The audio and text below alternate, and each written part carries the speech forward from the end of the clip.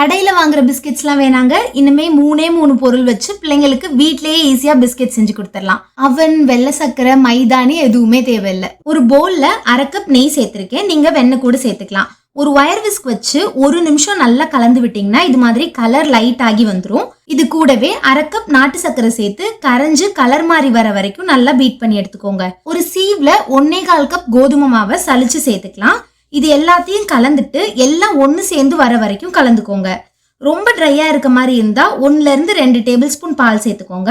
சின்ன சின்ன போர்ஷன்ஸா எடுத்து இந்த மாதிரி பிஸ்கெட்ஸா ஷேப் பண்ணி வச்சுக்கலாம். ஒரு இட்லி பிளேட்ல நெய் கிரீஸ் பண்ணிட்டு நம்ம ரெடி பண்ணி வச்சிருக்க பிஸ்கெட்ஸ் இதில் வச்சுக்கோங்க. அடுப்பு மீடியம் ஃப்ளேம்ல வச்சுட்டு இட்லி பாத்திரத்தை வச்சு மூடி போட்டு 5 நிமிஷம் ப்ரீ ஹீட் பண்ணுங்க. 5 நிமிஷம் கழிச்சு நம்ம ரெடி பண்ணி வச்சிருக்க பிஸ்கெட்ஸை ஒவ்வொரு பேட்சா வச்சுக்கலாம். மூடி போட்டு லோ ஃப்ளேம்ல 15-20 நிமிஷம் குக் பண்ணிடுங்க.